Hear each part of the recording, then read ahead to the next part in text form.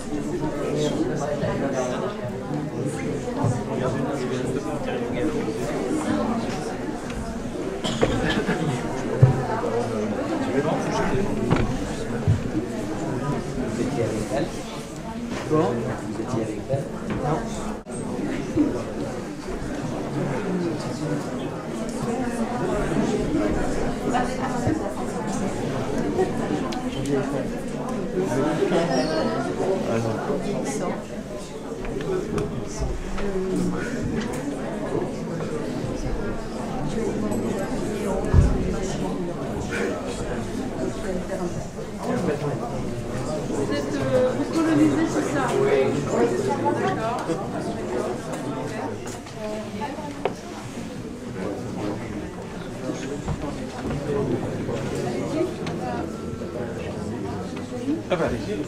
Voilà.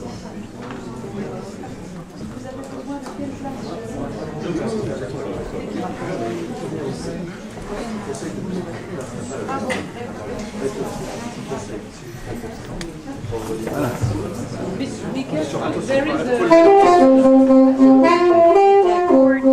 Ok, attention.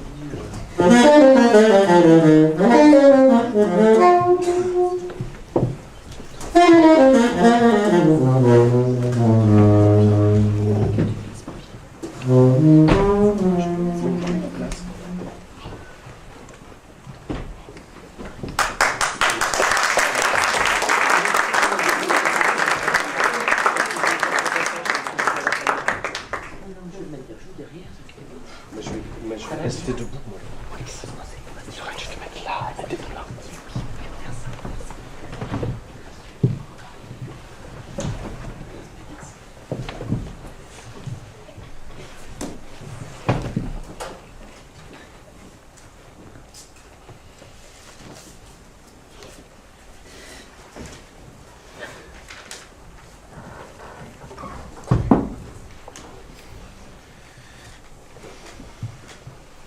Cher monsieur, bien que les temps soient durs et peu propices à l'aventure, et malgré les avertissements que le ciel m'envoie tous les jours sous des signes divers, les cours d'échange et des valeurs cotées à la bourse du cœur, je me permets de vous écrire. Votre dernier livre m'a donné la confiance en vous. Je ne suis pas une femme malheureuse, je suis une femme vide.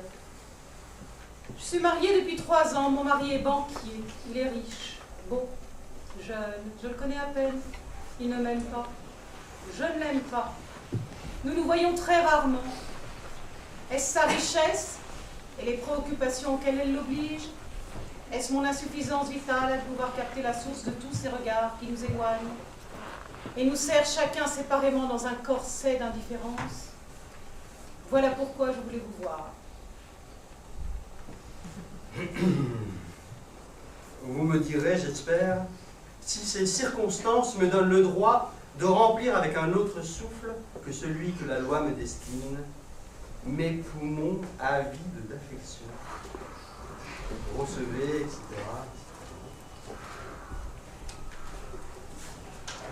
Très intéressant. Très intéressant.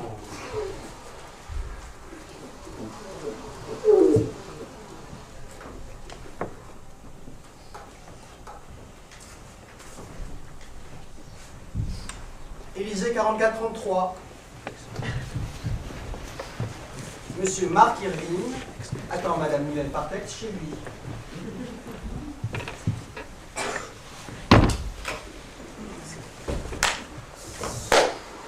Joël. Moi, c'est Claude pour ce rôle. Claude. Si une dame arrive, faites entrer.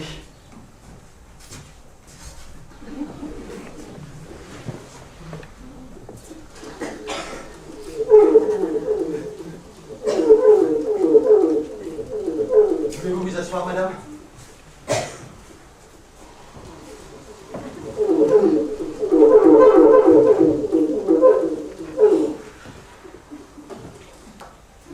Votre lettre m'a ému, madame. Et le charme que dégage votre présence vient s'ajouter au brillant éclat des choses que j'aime. Et pour préciser tout de suite, je n'aime que les choses, leur éclat et leur charme. Mais comment aimer les choses? Je croyais que les choses existaient pour être manipulées. Ceci, monsieur, doit encore être de la poésie. Non, les choses sont là pour être manipulées, oui, mais avec douceur. Que voulez-vous? Je n'aime pas les hommes. Je n'aime pas les femmes. J'aime l'amour, c'est-à-dire la poésie pure.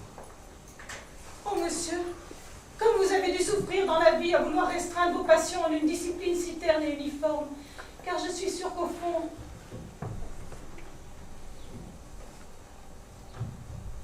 Tant pleuré, sincèrement, que j'arrivais à la fin à ne plus distinguer les vraies larmes des larmes de comédie. quelle tragédie contiennent vos paroles. Mon cas est clair.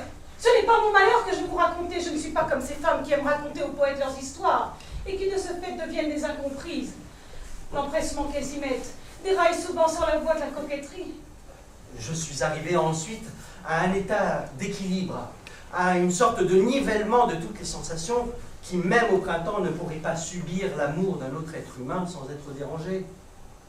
Et pourtant, je ne suis pas vide, bien au contraire.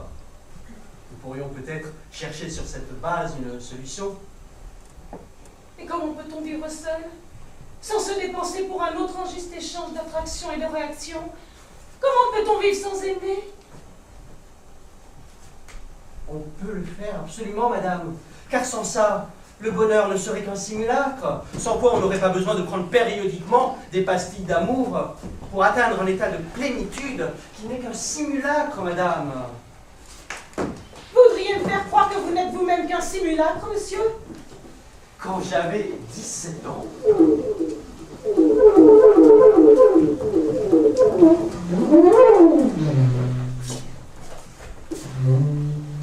Où sont-ils maintenant? Le poète et celle qu'il découvrit comme une note claire de chanson sur le bord de la route. Ils sont en train d'égrener les histoires de leur vie, comme un chapelet de cailloux qu'ils laissent tomber sur la route pour la retrouver à leur retour. Mais alors il fera nuit, et ils ne pourront plus retrouver le chemin qu'ils avaient indiqué au moyen de cailloux sur la route. Car le lendemain, les cailloux ressembleront aux autres, et tout rentrera dans la confusion d'où chaque jour nous essayons de sortir. Tu as raison. On ne peut jamais retourner sur le chemin de la mémoire.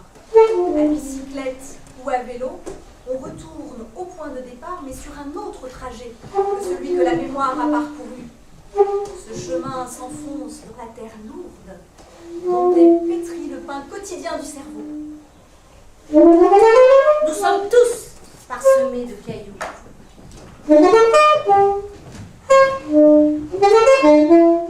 Venise est grave au crépuscule. Sur le canal Grande, les deux rangs de dents en or des palais sont à la juste distance d'un sourire proportionné à la dimension de la ville. Je m'ennuie. Pourquoi ne savez-vous pas apprécier avec simplicité cette architecture dont la prétention se dissout dans les reflets liquides? Je m'ennuie. Mais qu'est-ce que vous aimez alors, mon cher ami? Je ne sais pas, je m'ennuie. Je pars ce soir. Au revoir.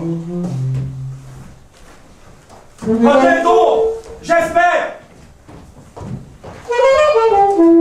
Je vous ai promis de vous conduire partout pour retrouver votre mari et provoquer l'entrevue de laquelle jaillira l'étincelle qui nous indiquera la direction à suivre dans nos investigations cérébrales. Je tiendrai ma promesse. Maintenant, j'ai plus que de la confiance en vous et j'ai renoncé à ma propre volonté. Quant à retrouver mon mari, je vous avoue que... Madame, comment allez-vous? Je suis ravi de faire votre connaissance. Je viens justement de quitter votre mari. Mais où est-il? Pouvez-vous me donner son adresse? Il s'ennuyait ici et vient de partir pour Monte Carlo. Je crois que Mylène aime Marc, mais qu'elle ne le sait pas encore. C'est triste, car le poète n'aime personne. Comme il le disait lui-même, il n'aime que la volupté pure. Que, par un jeu de subtilité, il appelle poésie. Ne faites pas trop de bruit. Nos héros veulent peut-être s'endormir dans ce compartiment de première qui les mène vers une destination encore inconnue.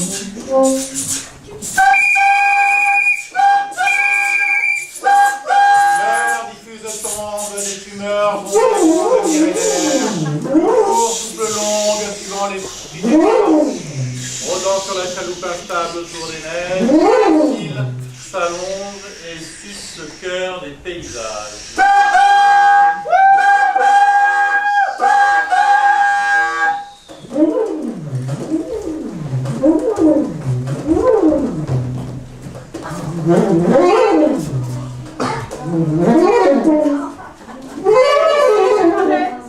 Je voyage comme cela, j'improvise mes voyages. Il n'y a pas d'écriteau. Monsieur, pouvez-vous me dire comment s'appelle cet endroit? Vous êtes au pic de la consolidation sentimentale, à quelques kilomètres de la frontière, 2300 mètres d'altitude sur le 37e méridien. Climat agréable, spécialement recommandé par toutes les sommités médicales aux personnes n'ayant aucune maladie. Émotions fortes et alpines, sport d'hiver, le pic de la consolidation sentimentale est surnommé l'Himalaya des pauvres. Oh, c'est charmant. Pouvez-vous m'indiquer un hôtel? Juste derrière la gare, madame. L'hôtel de la gare est des deux terminus réunis. Confort moderne, eau chaude et eau froide, chauffage central, gaz, téléphone, électricité, salle de bain, prix modéré. Cet endroit me plaît. Il plaira surtout à Marc. Faudra que je le prévienne par dépêche. Ce pays est entièrement peint par les artistes de la Nationale. Vous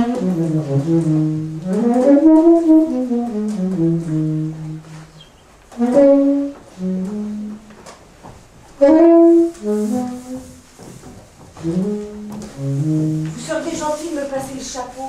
Oh, oh, avez-vous du rouge à lèvres? J'aime beaucoup cette pièce. Ça ne m'étonnerait pas qu'elle ait du succès.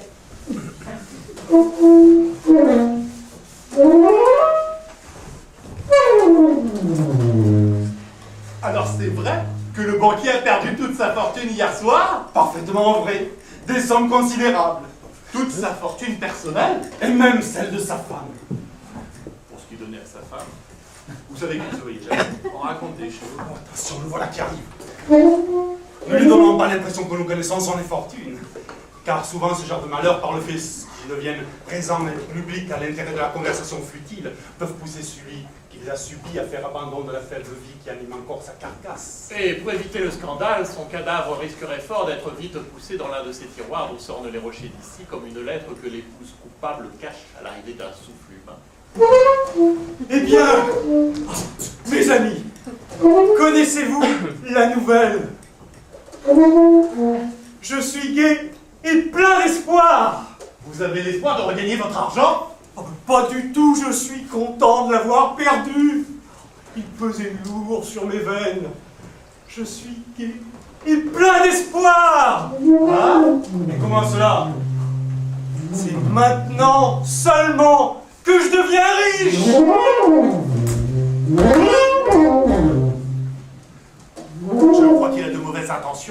Ils pensent peut-être que les dépôts que ces clients... Non. Ils ont déjà tous retiré leur argent. Moi, je pense plutôt que ce coup a jeté un dé de folie dans la combinaison de sa réserve.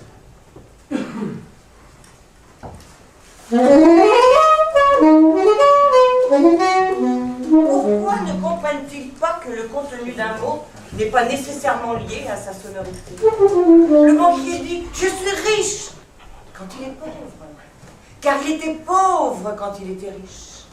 Il est riche de vie, maintenant que le portefeuille de son cœur n'est plus encombré de ces innombrables cartes de visite que le destin dépose avec amertume chez les personnes qui, n'étant jamais chez elles, ne font qu'embrouiller la circulation de l'esprit sur les artères principales de la cité du souvenir qui dégage.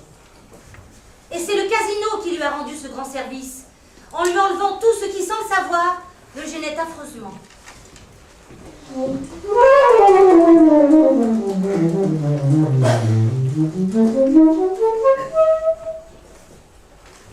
Que pensez-vous de cette lettre? Que dit-il à la fin? Il dit textuellement « Depuis que j'ai retrouvé ma richesse naturelle ». Depuis qu'il a perdu sa pauvreté artificielle. Oui, enfin l'argent. Depuis que j'ai retrouvé ma richesse naturelle, je ne pense qu'à vous. Je respire un air frais que pendant de longues années je ne connaissais pas. Il me semble que je suis sur le seuil d'une vie nouvelle. À demain, etc. C'est vague. Vous comprenez ce qu'il veut? Moi, je ne sais pas.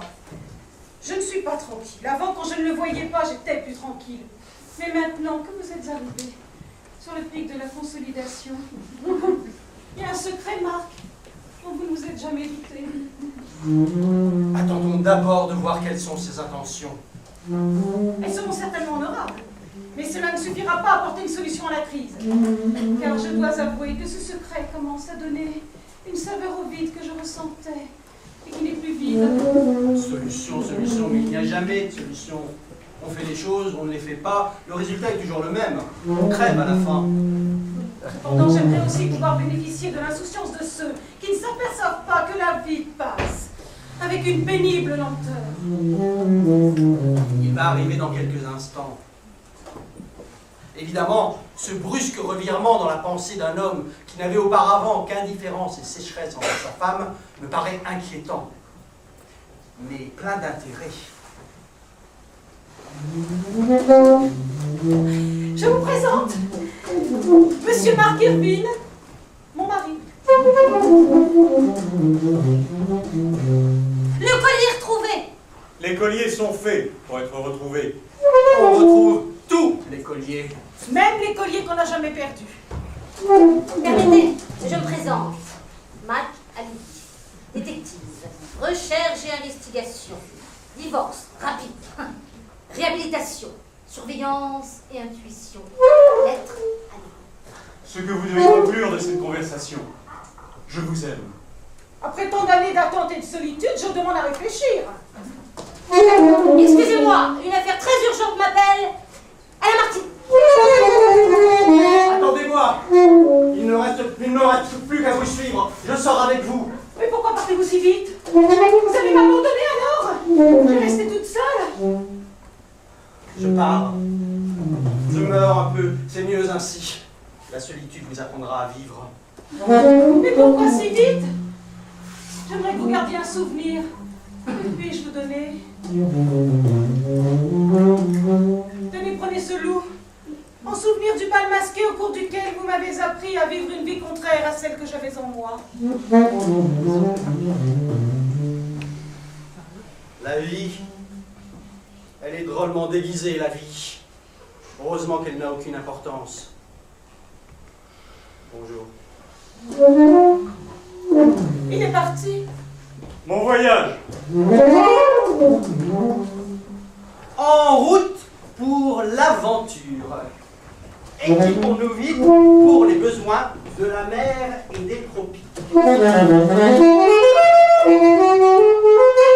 Les voyages remplissent les valises du cœur que le poète tient toujours ouvertes pour les besoins du hasard et des nécessités fuyantes de l'heure. Vous qui avez beaucoup voyagé, comment faites-vous pour ne pas vous ennuyer? Eh bien, je voyage.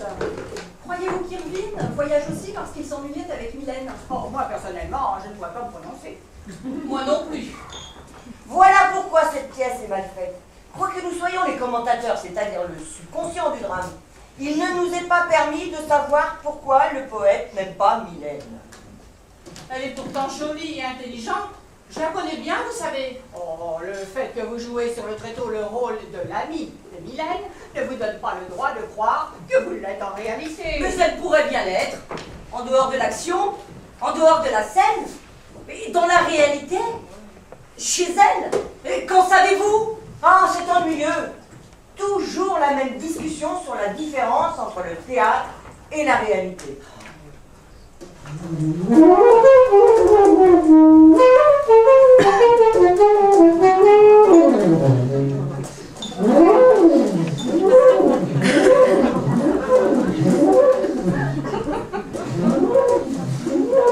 Capitaine, le vin est bon. Car il adoucit l'affreux pressentiment d'angoisse. Quand l'aventure s'approche de sa réalisation. Capitaine, la mer est vaste. Et sûr, quand on sait naviguer entre ces bosses gélatineuses et merveilleusement mouvantes. Capitaine, connais-tu la femme? Elle est loin, elle est toujours loin. Et ce n'est que la distance qui l'attache et la tient à vous. Capitaine, sais-tu ce qu'est la mort? C'est de tous les risques le pire, dit-on. Car on ne peut pas imaginer l'arrêt-court de la conscience qui met en marche la montre et le temps. Capitaine, tu as raison. Le vent, les orages, la cendre des chansons, la confiance de mes hommes, l'esprit de sacrifice et les dangers ont parsemé ma raison des microbes du printemps. Capitaine, le soleil est tout. Mais dur quand il ralentit le sang des laboureurs. Capitaine, j'ai le cœur lourd.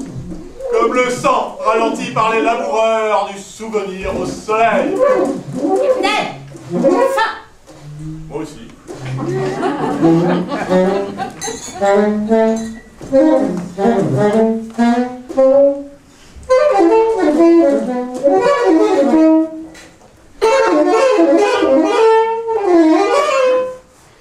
Retournons maintenant en arrière. Comme au cinéma. Quand le poète est parti. Nous allons voir.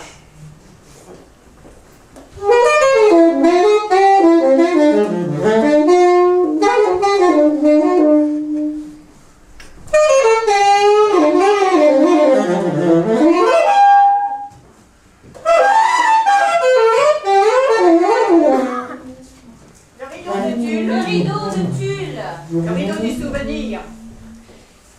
La scène se passe dans l'appartement de Mylène. L'imprécision des formes n'est pas du rêve. Elle indique seulement que la scène ne se passe pas au fil normal du temps, dans l'enchaînement logique des actes.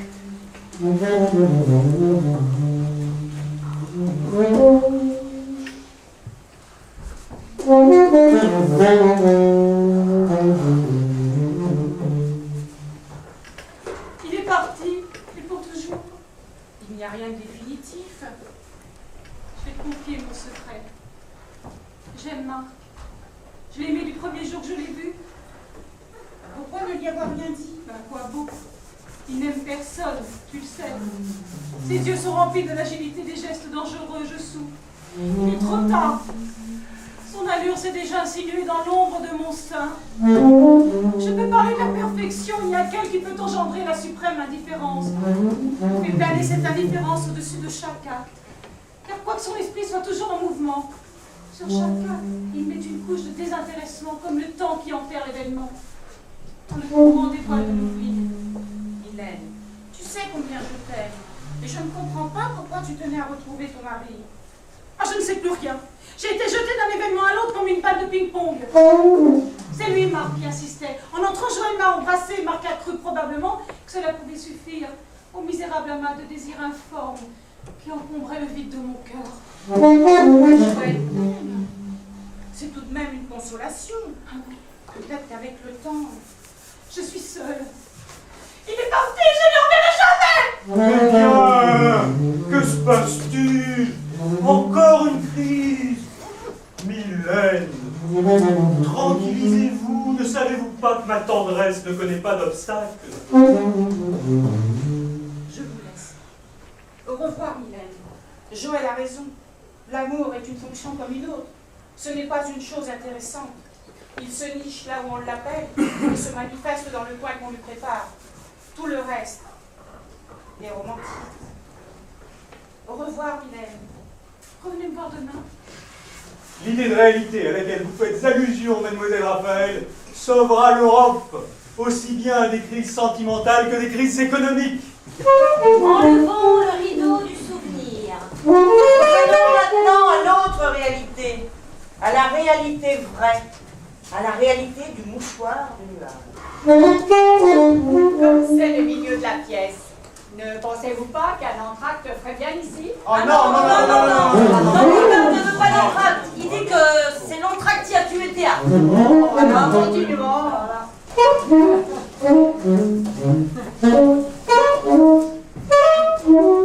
En scène pour le 8! En scène pour le 8!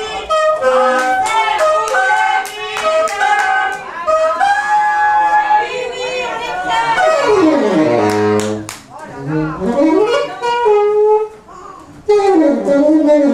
L'as-tu vu? Il est dans la salle. Cela n'a aucune importance. Vous allez vous arranger, je le sais. Ah, mais tout s'arrange. Presque tout. Pourquoi presque? Précautions oratoires? Moi, je suis nette. Tout s'arrange. Voilà le secret du succès. Soyez net, ayez tort, affirmez toujours, et vous réussirez.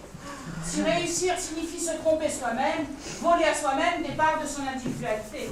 Quel philosophe! En scène pour le 8! En scène pour le 8! Votre discussion ne tiendra pas debout devant l'ouragan que va déchaîner un peu plus tard le drame qui se joue ici.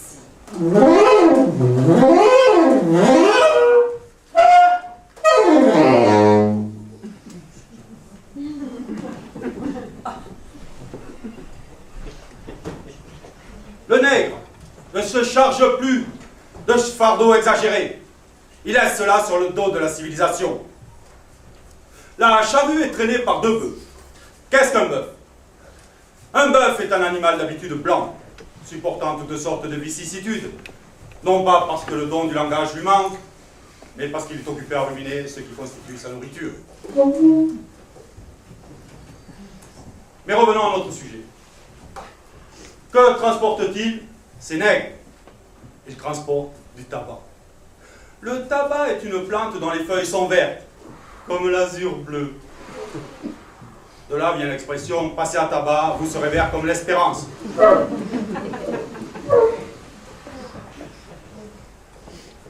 De grands coiffeurs avec de grands ciseaux tondent le paysage. Nous pouvons supposer que la récolte fut des plus excellentes en raison de la pluie et du beau temps qui sont nos meilleurs amis. Les feuilles de tabac sont jetées un peu partout, comme les billets de banque. Avec le geste de la semeuse, elles sèchent d'une façon naturelle. Roulées et collées, ce sont des cigares. Coupées en forme de nouilles, cela devient des cigarettes. Et passées au moulin, du tabac prisé, très en vogue actuellement.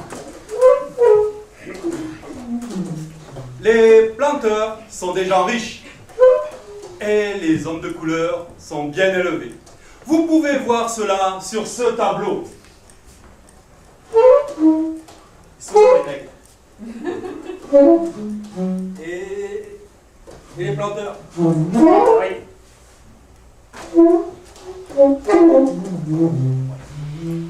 Une société anonyme est en train de se créer dans le but de griller les cadavres des hommes de couleur qui, à cause de la pluie, sont de plus en plus abondants. De les moudre et de vendre le produit sous le nom de poudre de couleur. Ce produit pourra être employé par les femmes par couches légères à la surface de la peau ou aspiré par les cavités nasales.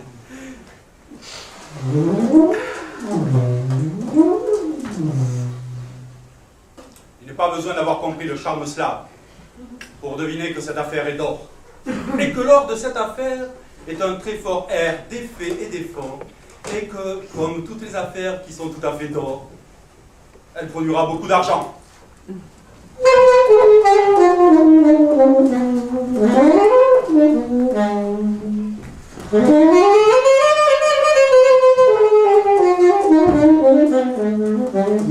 Alibi, après avoir été à la banque où il vérifie son compte, se met à fauner des moustaches. Il se met en même temps à la poursuite du voleur. Ce voleur de bijoux est fort célèbre.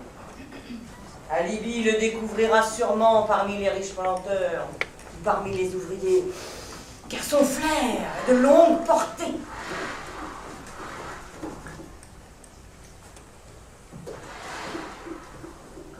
Il cherche un hôtel. Il le trouve.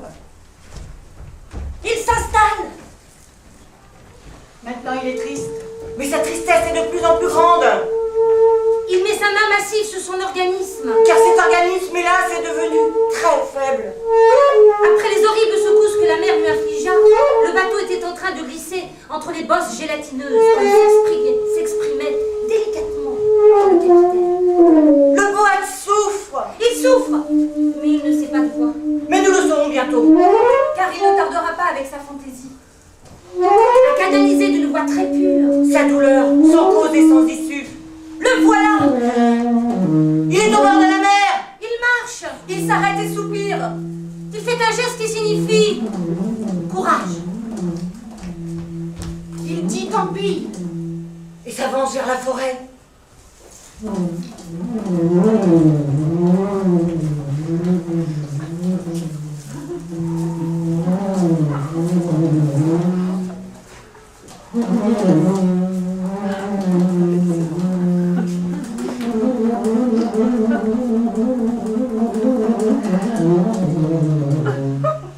Vivre, mourir, à droite, à gauche, en haut, en bas, en avant, en arrière. Pourquoi cette gymnastique pour un mal qui n'a rien de corporel?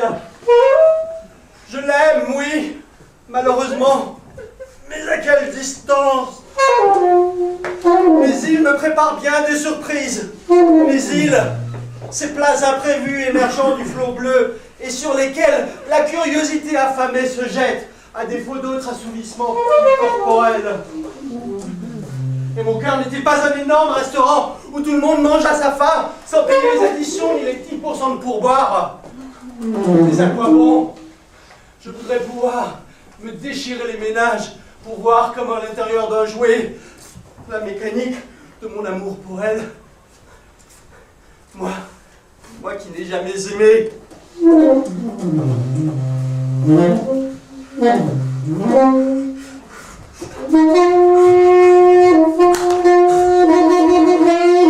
L'amour, qui en de fines et pures circonstances frappa de si subtils regrets mes jours, mes nuits, aux portes closes du temps avec des gestes doux qui ne réveillent pas les voyageurs d'hôtel, dont je me crus veuf, dont je pleurais le deuil, que je crus arracher ma poitrine mûre et emporter loin, loin, par le viril et rude courant de boue nuptiale rapide et volcanique, qui aujourd'hui vient troubler la calme hypothèse au fond de la tête lente et de la solitude. La nuit, comme une soupape, permet le large tuyau par où s'écoule le jour, le luxe de sa lumière. Les vies, petites et grandes, alternativement, sortaient encore une fois du rêve et du sommeil. La noire pesait sur la journée de leurs paupières et dociles de chansons. Et moi, rempli du bruit laissé par sa parole, les traces effacées de pas dans le désert qu'était ma destinée le jour où je la vis.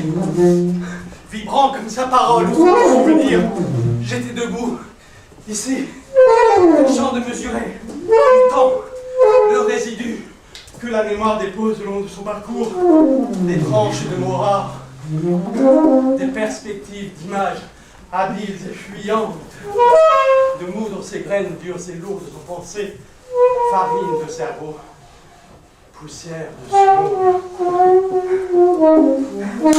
Ah, le sable, si le vent tourmente sa clarté, vous voile du tourbillon, le fruit et le mensonge, et la pensée aussi, tournant autour d'elle-même, vous masque les fruits du cœur et du mensonge. Ainsi je reste victime du quotidien naufrage. L'amour me cache les yeux du cœur et du cerveau. Les monstres rapaces, les monstres des nuages, les haines, les crises, les victimes, les horreurs, les vices, les microbes et les mauvais génies me frappent, m'humilient, me mordent et déchirent la nuit, préparée avec des soins propices que je devais porter ce soir au bal de l'opéra. Et tout ça pour 2 yeux bleus, pour le 5 o'clock tea que le crépuscule offre au printemps, invisible comme les étoiles dans des tasses en porcelaine. Hielo usted, señorito, que no cuesta más que un real. Hielo usted, señorito, compre usted este carrito. Sa chanson était fort belle. Elle est d'ailleurs authentique puisqu'elle provient directement de l'Amérique du Sud. Vous êtes toujours frivole. Mais oui, il a raison. Car il s'agit évidemment de la valeur poétique, humaine, dans laquelle le poète a habillé son désespoir. Il parle du moment à partir duquel il a mis le masque sur sa figure, comme pour se cacher à lui-même le côté invraisemblable d'un pareil langage. Moi, savez-vous, je ne crois à rien. Alors rien n'a plus d'importance. Vous pouvez dire caoutchouc et pensée chrysanthème. Où allons-nous? Où allons-nous? Au lieu de se féliciter d'un si pur et si classique effort auquel il nous fut permis de participer. Moi, savez-vous, je ne crois à rien. Taisez-vous, votre scepticisme est stérile. Mettez-vous un peu à sa place. Il a besoin de prendre la poésie pour une réalité et la réalité pour du mirage. Mais moi, si je ne savais d'avance, quelle tournure l'auteur a voulu donner à sa pièce, mais je n'hésiterai pas une seule seconde à proclamer que la poésie est un produit négligeable de la folie latente, mais qu'elle n'est aucunement nécessaire à la marche ascendante de la civilisation et du progrès. Mais alors, le problème se pose autrement et nous n'avons pas le temps de le discuter.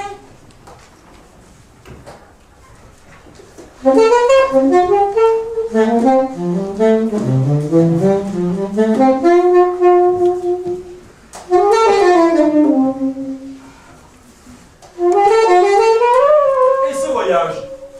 Eh bien, mer rouleuse presque tout le temps. Mark Irvine passait l'Équateur pour la première fois, et son baptême fut mortier. Tiens, à propos de Mark Irvine, tout à l'heure, en ouvrant ce journal, mes yeux tombent sur un article extrêmement curieux. Un article? Non, plutôt une fantaisie poétique. Je suis presque certain que sous le pseudonyme Téléphone se cache notre héros. Je vais vous lire quelques passages. Le vent danse sur la pointe des pieds au-dessus de la mer. Il soulève avec des doigts aigus les mouchoirs des vagues étendues au soleil. Il peigne l'eau. Il la peint en bleu. Il lave la mer. C'est fort beau, mais c'est inutile. Voulez-vous me passer le journal? Les montagnes reçoivent un paquet de chocolat. Les montagnes sont derrière les jeunes filles qui se sont groupées sur l'escalier. Les fenêtres sont encore ouvertes. À leurs pieds, on voit des corbeilles de fleurs et un chien de garde. Ce chien n'aboie pas, il est pensif. La jeune fille au milieu, debout sur un tabouret, tient une lettre cachetée dans la main droite. La main gauche repose sur l'épaule d'une de ses sœurs. Elles sont sages. Savez-vous ce que cela me rappelle? J'ai rencontré jadis en Italie un chanteur fort célèbre qui faisait bouillir le sang de sa voix en d'innombrables capitulations. Je n'ai jamais pu connaître le but de cette étrange occupation.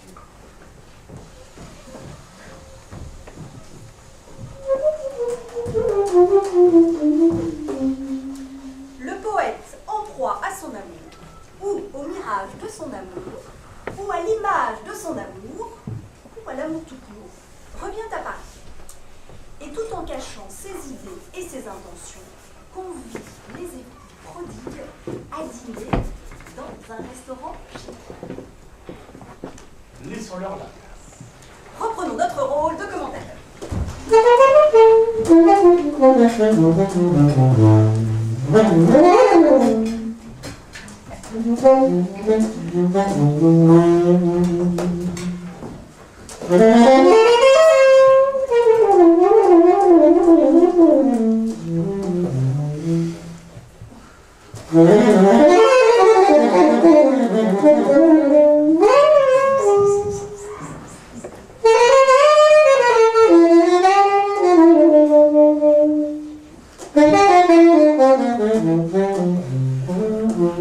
J'étais donc sur la falaise.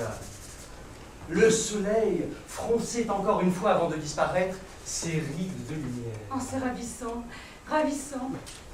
J'étais donc sur la falaise. On entendait au loin, comme des chaînes, le bruit des instruments agricoles qui, dans la journée, avaient emprisonné les hommes dans la crainte du lendemain, entassés sous le hangar. Le jour finissait. Ah, comme j'aurais voulu être là-bas. J'étais donc sur la falaise. Quand tout à coup, effrayante de pâleur, dans la lumière sans précédent, une bête. Il va lui arriver quelque chose. Mais enfin, il est tout près de nous. Une bête immense m'apparut. Elle bougeait lentement car elle avançait dans son imprécision. Je sentais, inutile de préciser, que j'étais encore sur la falaise. Je sentais que chaque instant pouvait abréger, voire même anéantir mon souffle vital.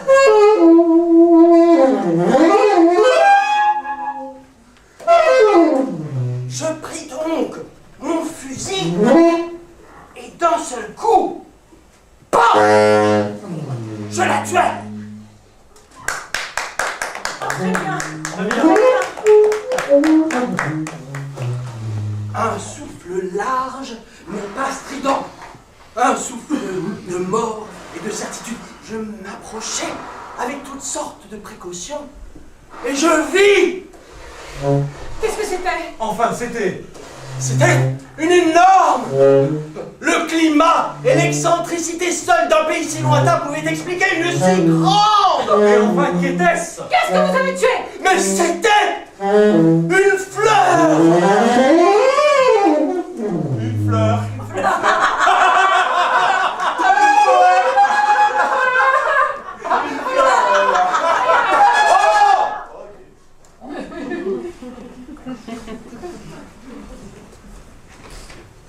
Avec l'aide d'Alibi, qui était encore au pays, on entreprit une enquête. La fleur était connue depuis de nombreuses années sur l'île. On l'appelait la troglodyte. Oh, quel pays d'enchantement! Il me semble que j'ai toujours vécu dans le sang, la volupté et les fleurs. Vous êtes poète, vous me comprenez? Et vous ne vous doutez pas, madame, à quel point vous dites vrai. Car si vous saviez,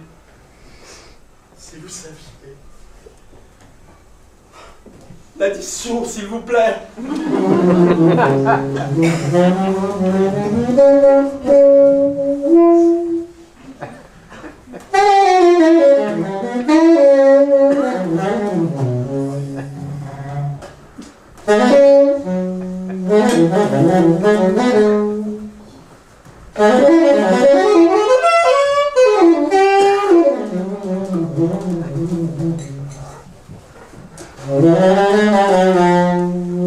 Au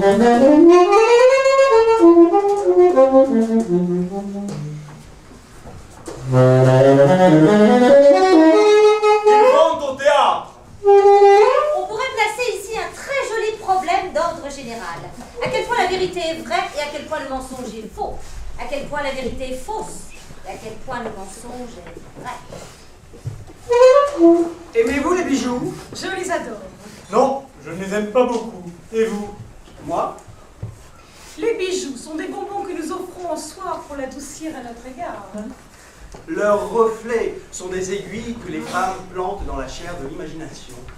Je sais que vous aimez beaucoup les robes, les étoffes. Je les adore. Cela ne m'étonne pas, vous avez du chic. Les étoffes se marient à la peau par l'entremise des dentelles et prolongent les lignes du corps. Quand ce n'est pas un mariage de raison, elle les prolonge pour leur donner la saveur des lignes qui se rencontrent à l'infini. La forme avant toute chose. Ah non, de la saveur. Je suis plutôt pour la couleur. C'est étrange, étrange. Il ne se doute pas de l'inquiétude qui éparpille mes gestes au vent et qui ce soir au théâtre épluchera l'écorce de la confusion qui enferme l'orange de leur sinistre existence.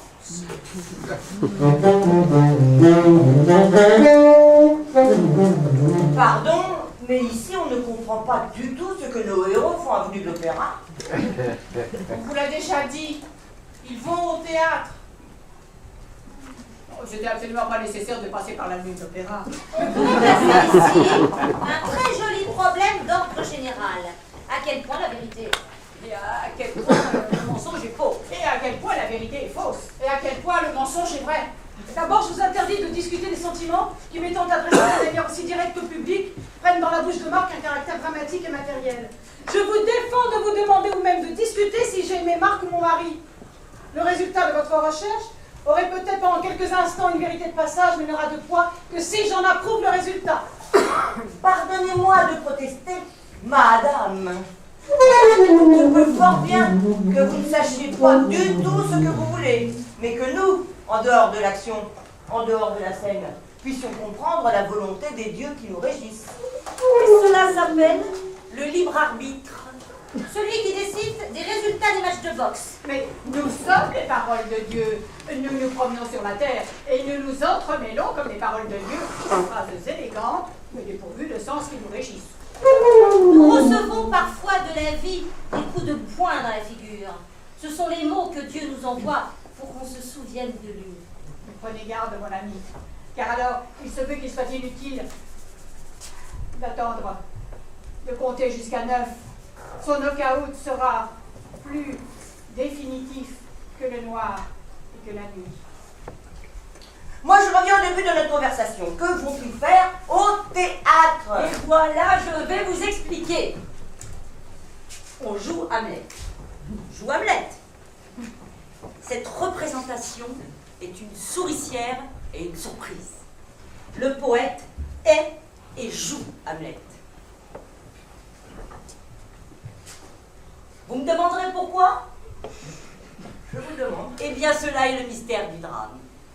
Le public intelligent trouvera la clé le lendemain. Car cette clé Ouvrira absolument tout. car la clé est à l'œuf. L'œuf est de Colomb. Colomb découvrit l'Amérique. L'Amérique a une plantation de dollars. Le dollar donne le ton. Le ton est un ton de violon. Et le violon est un violon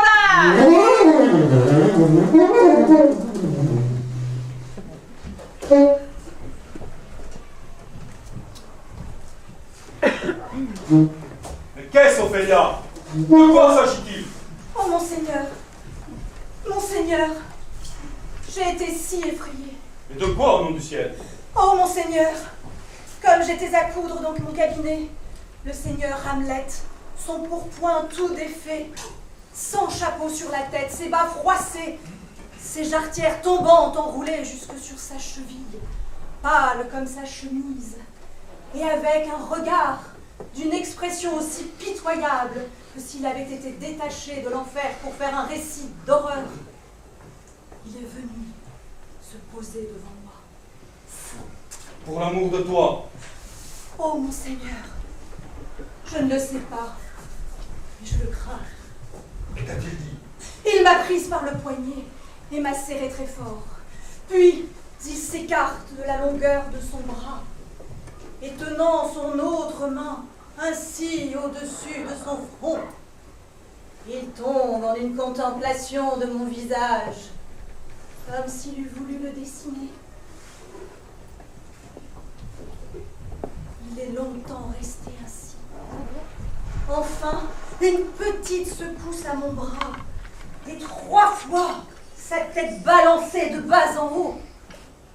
Il a poussé un soupir si profond et si pitoyable qu'il semblait devoir éclater tout son corps et mettre fin à son existence. Cela fait, il m'a laissé aller. Et la tête tournée au-dessus de son épaule, il paraissait trouver son chemin sans ses yeux, car il a passé la tête sans leur secours. Et jusqu'au dernier moment, il a tenu leur lueur tournée vers moi. Tiens, aussi honnête homme. Honnête, monseigneur. Oui, monsieur. Être honnête, au train où va ce monde, c'est être un homme trié sur 10 000. C'est bien vrai, monseigneur. Car si le Seigneur engendre des vers dans un chien mort, lui qui est un dieu baisant une charogne. Avez-vous une fille, monsieur? J'en ai une, monseigneur. Ne la laissez pas se promener au soleil. La conception est une bonne chose. Quant à la façon dont votre fille pourrait concevoir, ami, prenez-y garde. Qu'entendez-vous par là, monseigneur? Encore son refrain sur ma fille. Que lisez-vous, monseigneur? Des mots, des mots, des mots. Quoi que ce soit ces folies, il y a de la suite là-dedans.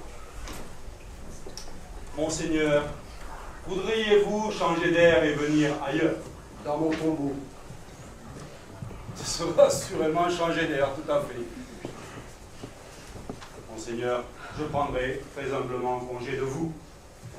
Vous ne pouvez rien prendre de moi, monsieur, dont je fasse plus volontiers l'abandon. Si ce n'est ma vie, si ce n'est ma vie, si ce n'est ma vie.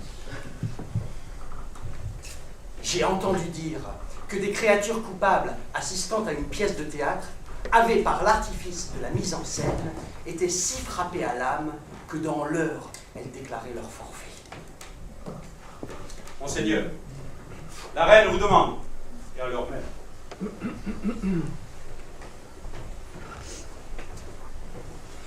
Voyez-vous ce nuage qui a presque la forme d'un chameau?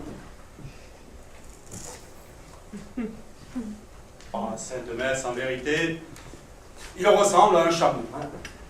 Moi, je trouve qu'il ressemble à une belette.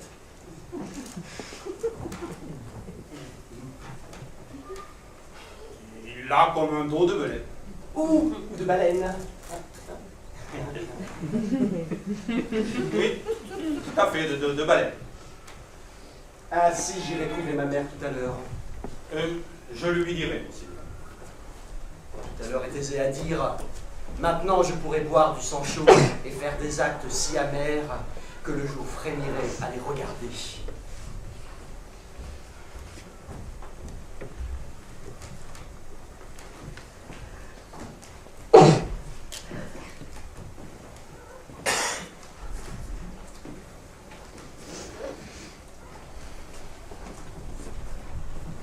La nuit maintenant est complète dans le cerveau du poète, car les bijoux sonnent dans ses clochettes, et la fleur s'alourdit en matière molle de champignon.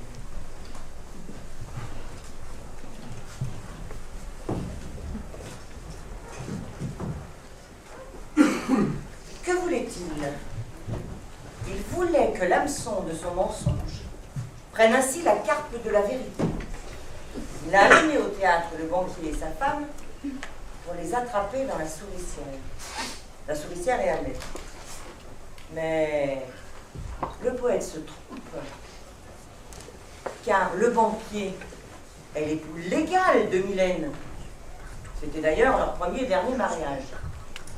Nous avons vu que le poète n'est pas le fils de Mylène, ni le neveu du banquier. Mais voilà ce qui s'est passé. Au prix du mirage de l'île, le poète a racheté le fantôme du premier amour de Mylène pour lui. C'est-à-dire, premièrement, Mylène aimait le poète. Deuxièmement, le poète ne l'aimait pas. Troisièmement, aussitôt parti dans l'île, le poète commença à aimer Mylène. Quatrièmement, revenu à Paris, il s'aperçut que Mylène ne l'aimait pas du tout. Cinquièmement, elle aimait le banquier. Sixièmement, donc, l'amour de Mylène est le fantôme. Septièmement, l'amour de Marc est le mirage de l'île. Par conséquent, au prix du mirage de l'île, le poète a racheté le fantôme du premier amour de Mylène pour lui. Il est donc lui-même le fantôme et veut se venger. L'usurpateur est le banquier. Mais, comme il n'est que fantôme, car il est Mylène sous forme du mirage dans l'île, il ne peut rien faire. Il laisse la charge à Hamlet. Le poète se confond avec le fantôme. Il est donc Hamlet le fantôme et joue les deux rôles. C'est la seule explication possible à l'hameçon mensonge. Car il n'y en a pas d'autre. Étant donné que les époux banquiers sont une famille fort convenable, carpe de la vérité, qui n'ont rien à voir ni avec le roi, ni avec la reine Vermillieu du Danemark.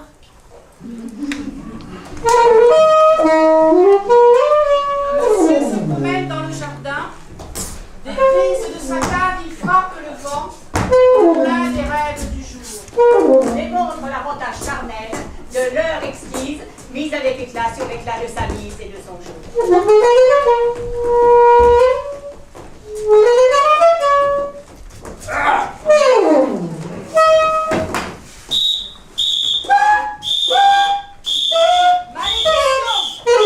Malédiction!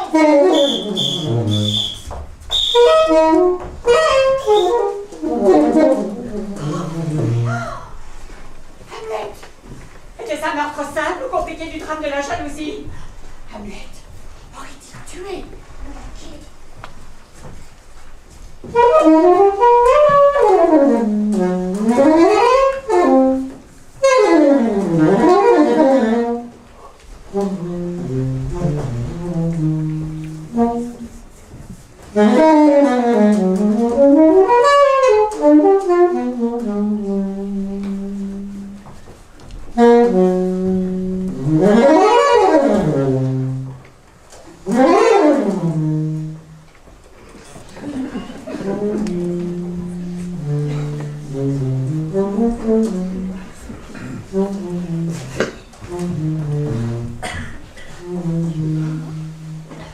Depuis que le démon de son attraction s'est dissous comme un bonbon fondant dans la bouche, j'ai senti la tranquillité glisser son confortable coussin sous ma tête.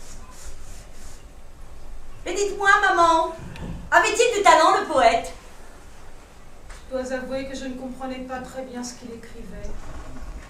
Il écrivait d'ailleurs beaucoup moins qu'il ne pensait, il voulait vivre sa poésie. Évidemment, vous avez aussi peu compris à sa poésie qu'à sa vie.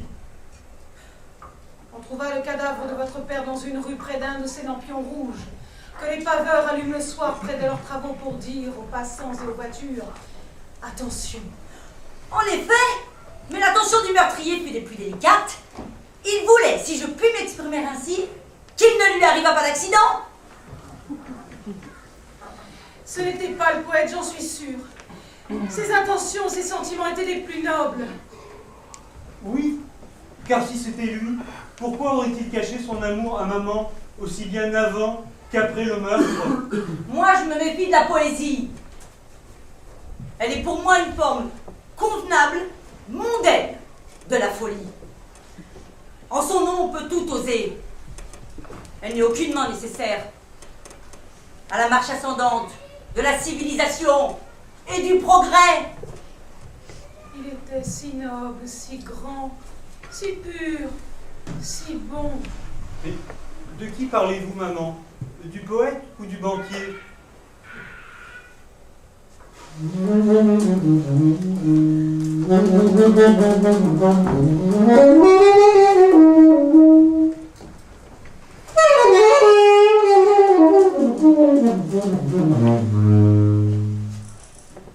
Le temps coule. Le temps coule. Coule. Coule. Le temps coule. Coule.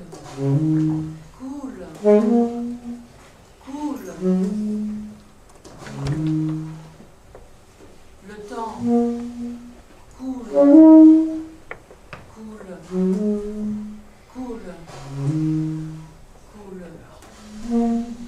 Goutte par goutte. Goutte. Goutte par goutte. Goutte. Goutte.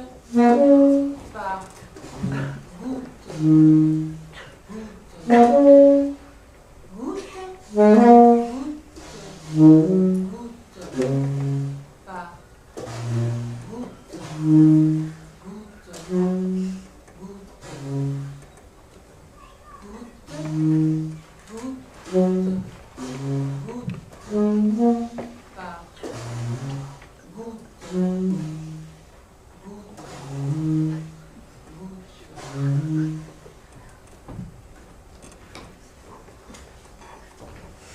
Une torture chinoise. Goutte par goutte. Coule. Coule. Remplis les poches de la raison que le tailleur de Dieu laissa sans fond. Une négligence avec les gouttes d'or, l'argent du temps, et nous met devant le problème d'ordre général que nous connaissons. La course infatigable du sang à la chasse. L'animal infatigable, chassé par le sang. La chasse au sang de l'animal infini qui passe. Voilà ce que nous pouvons souffler à la face des voiles déployées du temps, parcourant les mers inexprimables sur le bateau à voiles déployés et durables, comme l'eau et le temps qui passent, parcourant les mers inexprimables sur le bateau à voiles, parcourant les eaux inexprimables.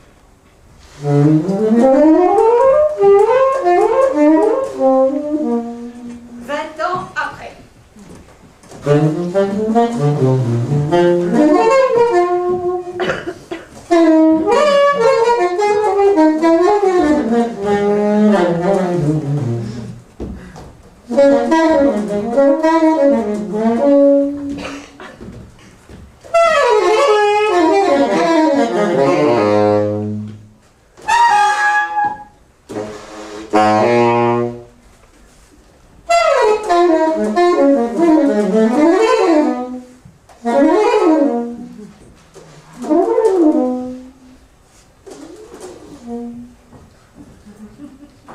Ajoutons un peu plus de confusion dans nos gestes, mais gracieusement et avec ironie.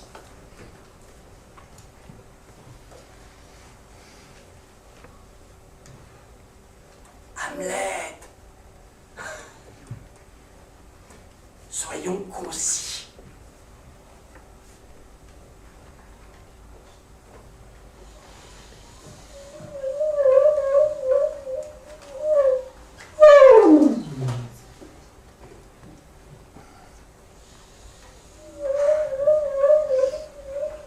J'attrape une mouche. La mouche est claire et ironique, sans le savoir. Elle agace mes confrères, c'est-à-dire tout le monde, mais elle ne le sait pas. Laissons-nous aller au courant de l'imprévu et du hasard. Ou bien, au contraire, agissons avec la conscience ouverte en sachant d'avance ce qui va nous arriver. Le banquier est mort assassiné, mais il ne le savait pas. Il était comme la mouche. Il ne savait pas qu'il allait agacer le souvenir qu'il laissa dans la mémoire de Mylène. Qui a tué le banquier? Moi, je le sais. Poussez consciemment la folie à l'excès, vous serez moins fou que les autres.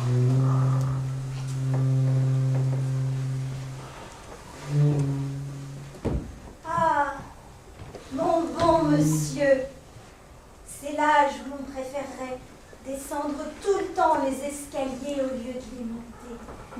C'est dur. Voici vos lettres.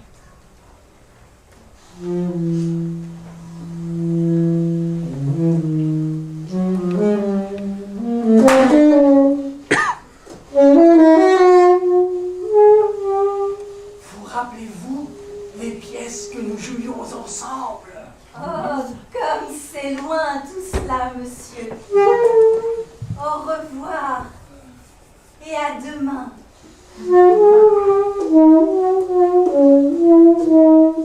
Voilà ce qu'est devenu Ophélia. Le lac dans lequel elle essaya de se jeter se glaça de mort et d'épouvante à la vue de sa candide apparition. Elle ne pouvait trouver asile que dans la chaleur que lui offrait une loge vacante de concierge.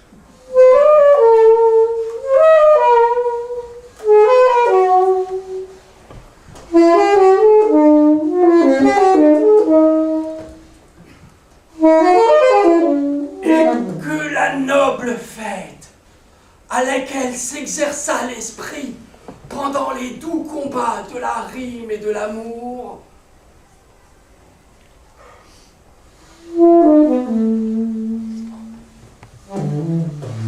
prenne ce soir une fin aussi inédite que peu recommandable aux spectateurs par un coup d'éclat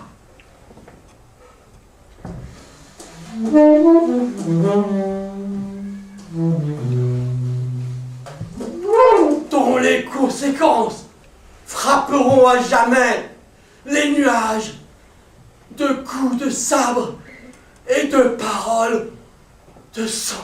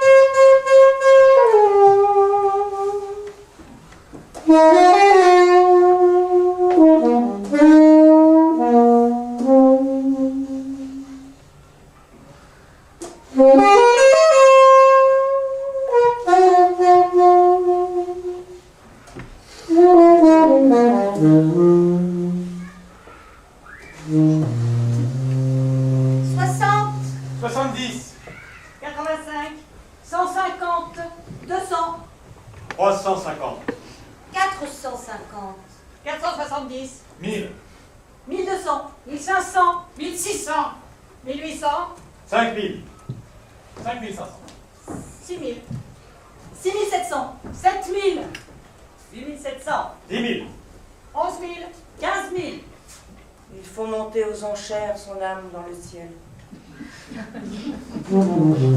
65 000. 75 000. 80 000. 100 000. 110 000. 200 000. 300 000. 380 000. 600 000.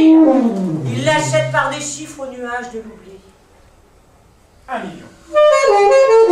4 millions. 3, 3 millions 5. 4 millions. 6. 7 millions. 8 millions 500. 10 millions. Il faut monter sur l'échelle des chiffres l'appréciation de son âme.